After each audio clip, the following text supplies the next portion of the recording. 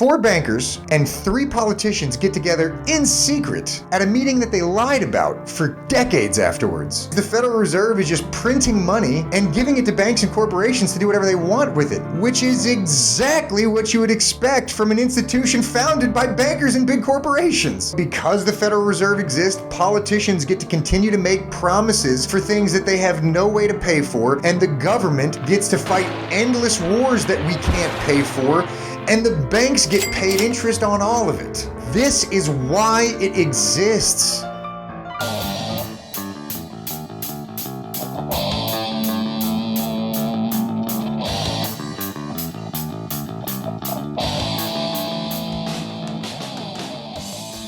Hello and thank you for joining me today on Econ and Decon. Today we have a very important episode on the Federal Reserve. But before we get into that, let's take a moment to thank our sponsor, shall we? Econ and Decon is brought to you today by my damn self. So buy a t-shirt.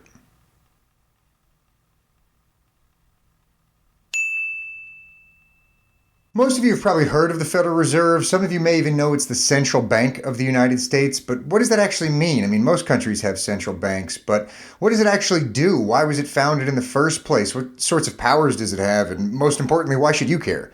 These are the kind of things we're going to be talking about in this episode today, and I believe I can show you in 15 minutes why this should be the number one economic issue that everybody's talking about, because it's the number one issue why 78% of our people are living paycheck to paycheck in the richest, most productive economy in history.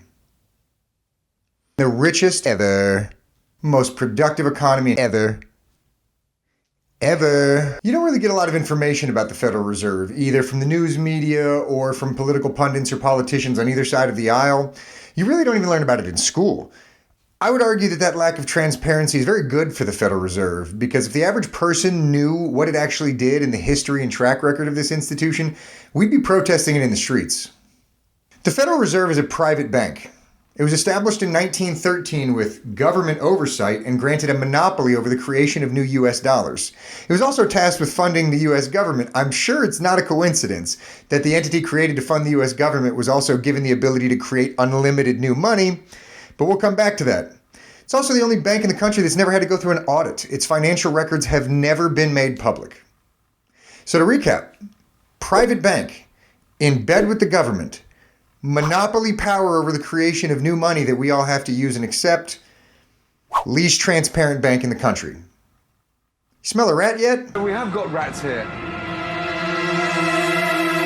Buckle up, it gets worse. Before we move on, we have to stop and think about the implications of what I just said. One organization has monopoly control over the volume of money in the economy, which means one government-granted monopoly has control over 1/2 of every trade and every transaction in the country. The moment you establish a central bank, you cannot claim to be a fully capitalist nation. At best, you're half capitalist, because half of your whole economy is overnight controlled by one government-granted monopoly. This is the reason that Vladimir Lenin during the Bolshevik Revolution wrote, quote, he was writing in Russian, so translated, quote, "The establishment of a central bank is the most important step to socializing a nation." And we crossed that bridge 110 years ago.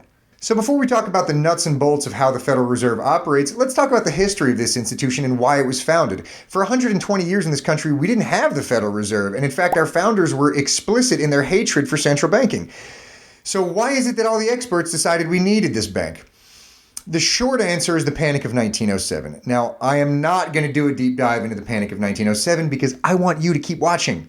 But the very short version is a couple of guys who were up to no good started making trouble in the neighborhood. Now this is a story all about how my life got flipped, turned upside down. 2 guys borrowed a ton of money from a lot of financial institutions, banks, and trusts to try to buy all the copper in the country. They tried to corner the copper market, buy all of the copper in the country, and then jack up the price and sell it again.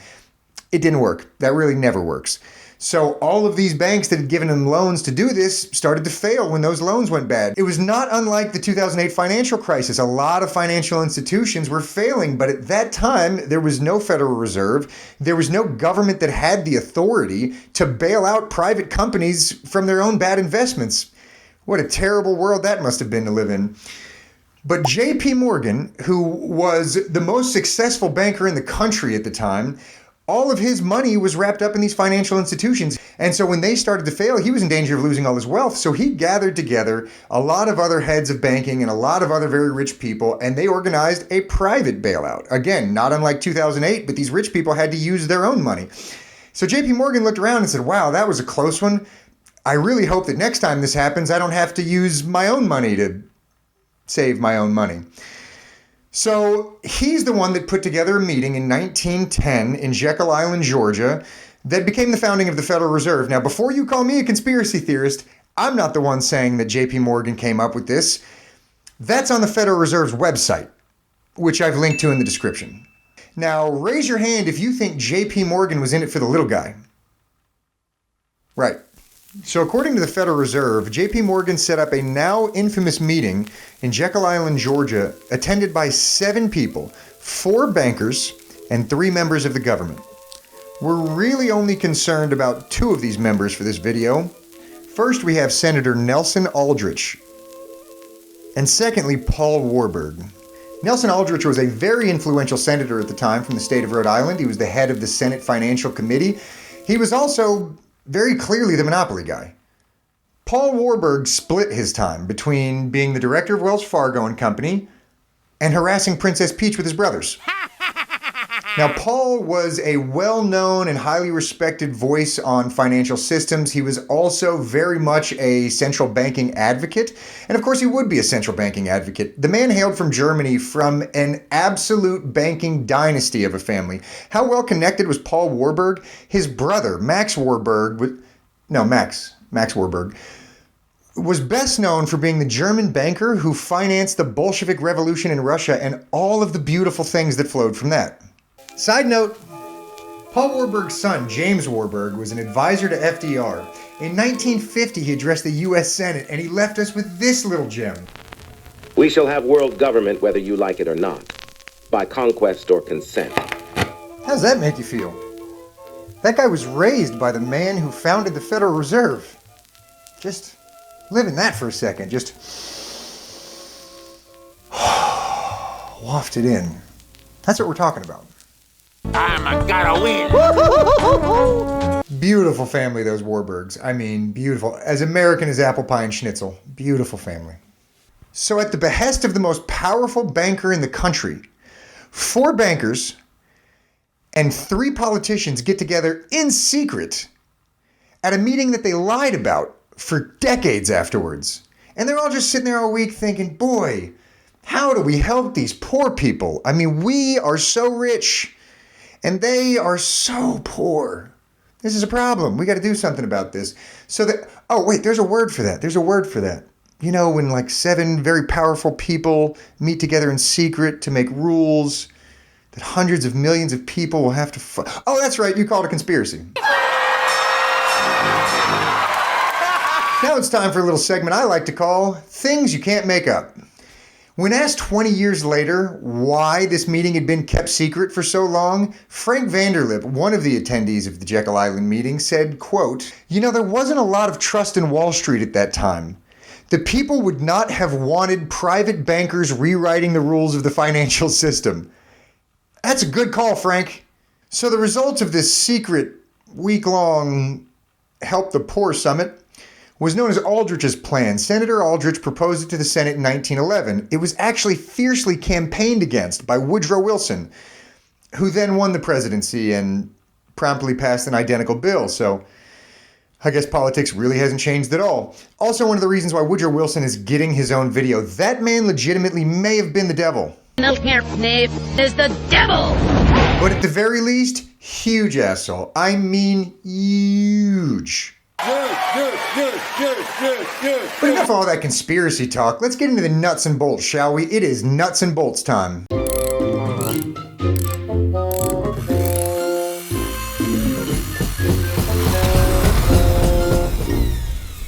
Now, the goals and powers of the Federal Reserve revolve around what's known as the dual mandate, which is actually 3 things.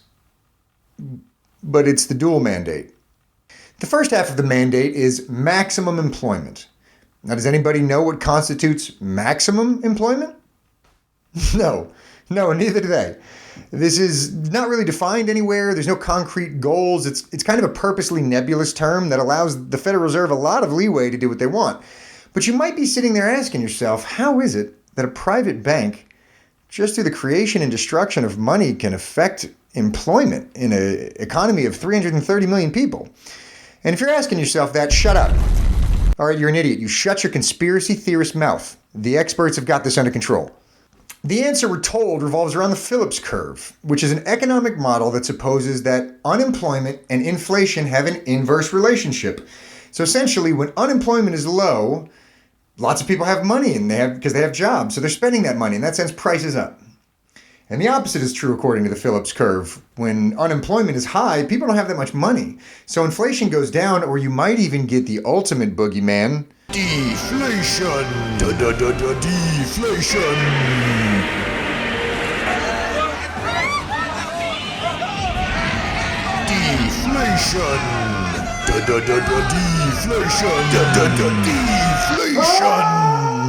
This is fucking dumb. There are a few problems with using this economic model the way that the Federal Reserve does. The first is that inflation is not a law of growth. In fact, we've had several deflationary booms in this country where prices consistently fell, but real wages rose. Economic outcomes for every single class went up. Standard of living for everybody went up, even though prices were going down. And on the flip side, we've also had periods of stagflation like the 1970s where unemployment was high, but inflation was also really high. In short, the predictions of this economic model have failed more times than Joe Biden's thought process. We hold these truths to be self-evident. All men and women created by you know the thing. Poor kids are just as bright and just as talented as white kids. COVID has taken this year, just since the outbreak, has taken more than 100 years. Look, here's the lives. When you think about it. The second problem with the Phillips curve is actually not a problem with the model itself, but rather with the way the Federal Reserve uses it. So even according to the Phillips curve, unemployment drives inflation, not the other way around. But the Federal Reserve has no direct way to affect unemployment. So instead it just creates inflation in the hopes that it lowers unemployment. But that's working backwards. It's like trying to cure an illness by manipulating the symptoms. It's not how it works. Why? So in practice, what's actually happening is the Federal Reserve is creating inflation, which means they're giving money to banks and corporations in the hopes that they then use that to hire people. But that's not always what they do. In fact, a lot of times what they do is invest in capital equipment, which actually lowers their need for labor and employees. But they can also use it on speculation or stock buybacks or real estate. I mean, there's no real limit to the number of things they can use this free money for because there's no strings attached.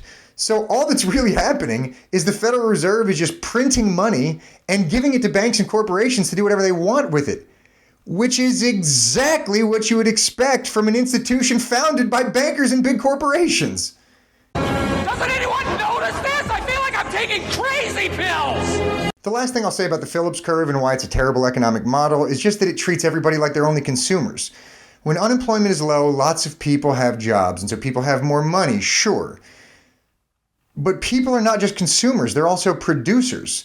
So if more people are working, unless they're working for the government, they're in the work of producing more products and services, which lowers the price of those products and services and counteracts their activity as a consumer. It's just a bad model.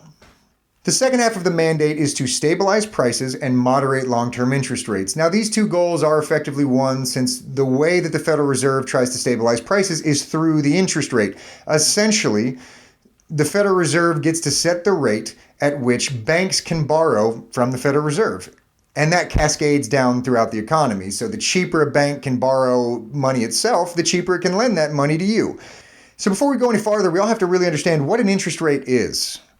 An interest rate is the price of money over time.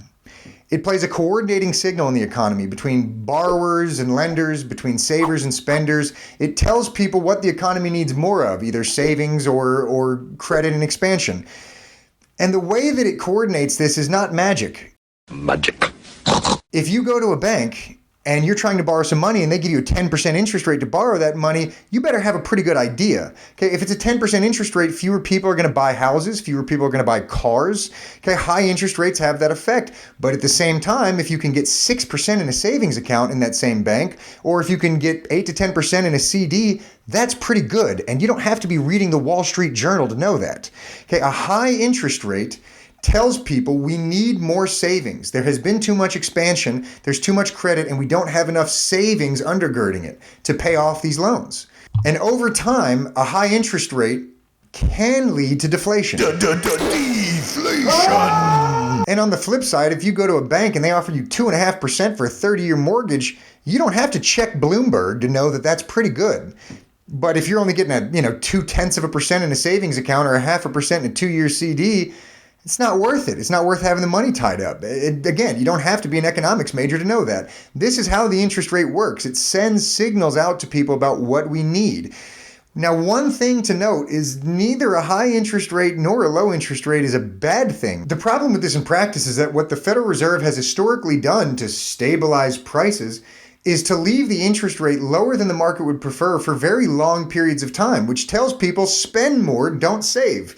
So that artificially low interest rates over a 110-year period is how you get this.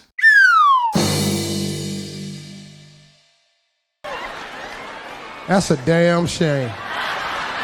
Call me crazy, but I would argue that stable prices means prices don't go up or down very much over a long period of time. If I save $1 today, I want to know it's still going to buy me something in 10 years when I want to spend it.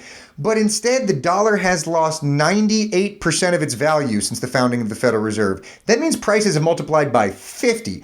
In fact, we've lost 80% of the dollar's value just since 1971, when we were decoupled from the gold standard and the Federal Reserve was really unleashed. In the 120 years before the establishment of the Federal Reserve, the average inflation rate in this country was 0.2 to 0.4%. And that actually included the Civil War, which was hugely inflationary. If you take that out, that 120-year period was actually net deflationary. Prices went down net. The dollar got stronger over 120 years. But in the 110 years since the founding of the Federal Reserve, the average inflation rate is 3.65%. That means that prices double every 19 years, and that's according to the Federal Reserve's own numbers, which we'll deal with in another video. That is not stable prices. That is you getting poorer every day. If you're not getting a 4% raise every single year, you're literally getting poorer every day. But inflation is not bad for everyone. In fact, it's a windfall for anybody who has a bunch of wealth tied up in assets like real estate or stocks, or anybody who's got tremendous amounts of debt. Because in inflationary times, housing prices go up faster than wages, and they go up faster than grocery store prices, for instance. So it's great for you to see the value of your home skyrocket, to watch your equity go up. But what about the young American or the working class American who is trying to buy his first house? He's getting a 2 or 3% raise every year if he's lucky, while housing prices are going up 10%. He's falling farther and farther behind every year. Same thing with stocks. I'm sure you're very happy when your stock portfolio goes up, but what about the 50% of Americans who don't own any stocks? And debtors get to borrow money today and pay it back tomorrow in dollars that they know will be worth less than they were when they borrowed them. So it kind of counteracts your interest rate. And who's the biggest debtor on the face of the planet? The US government. This is why the Federal Reserve exists. Essentially, forced constant inflation is a transfer of wealth from the poor and the working class and retirees to people who are already very wealthy based on assets and stock portfolios, and to the government and to huge debtors like them. This is why the Federal Reserve exists. Do you think that it's a coincidence that it just so happens to constantly benefit exactly the groups of people that set it up in secret? Of course not. Without this institution, the federal government would have been bankrupt decades ago. But because the Federal Reserve exists, politicians get to continue to make promises for things that they have no way to pay for, and the government gets to fight endless wars that we can't pay for, and the banks get paid interest on all of it. This is why it exists. This is the value of your wage, of your savings, of your retirement income without a central bank. This is the value of your wages, your savings, and your retirement income with a central bank. We have not had 1 year of falling prices since World War II in an economy that is constantly getting more advanced and constantly getting more productive. That is not natural. If there's one thing you take from this video, let it be this. Dollars are not wealth. They're a measure of wealth, but wealth comes from productivity and resources. A dollar is like a share in the overall productivity and resources of your nation. If you print new dollars, you're just diluting your shares. When you print new dollars, you're not making a bigger pie. You're cutting the same pie into smaller slices. Your slice gets smaller, and the newly created slices are handed out to banks and corporations or whoever is close enough to the source of those new dollars to get them first. And it ain't you. The government is stealing your pie. No kidding, this is not pie. And they're doing it through an accounting trick that they expect you not to understand, that they need you not to understand. The system depends on your ignorance of it. This is why you never learned about it in school. This is why they don't talk about it on CNN or Fox. This is why you don't read about it in the New York Times or the Wall Street Journal. Through the expansion of the money supply, the Federal Reserve has the power to rob from the poor and give to the rich. Is that a power you think 12 private bankers should have? Is that a power that you think anybody should have? Because it's a power over you that absent a central bank wouldn't exist. And we would all have a little bit more control over our own financial lives. Call your congressman. Honestly, this is maybe the most important issue in the country that never gets talked about. It is the source of so much income inequality and wealth inequality that we talk about so much in this nation, but nobody ever points to this, and it is the biggest, most obvious, glaring part of it. I'm ranted out. Call your congressman. I appreciate you joining me. I really hope you guys have enjoyed it and learned something. If you have, please like and subscribe. Most importantly, share it with your friends. These conversations are important and they're not going to be had on television. It's up to you to get this started with the people around you. And if you want to start a conversation, a good way to do so is with a provocative t-shirt or sweatshirt over at antitanktops.com. Go check it out and piss some people off in public. Tell me about it in the comments. Until next time, thanks for joining me. This is Econ and Decon signing out. Peace.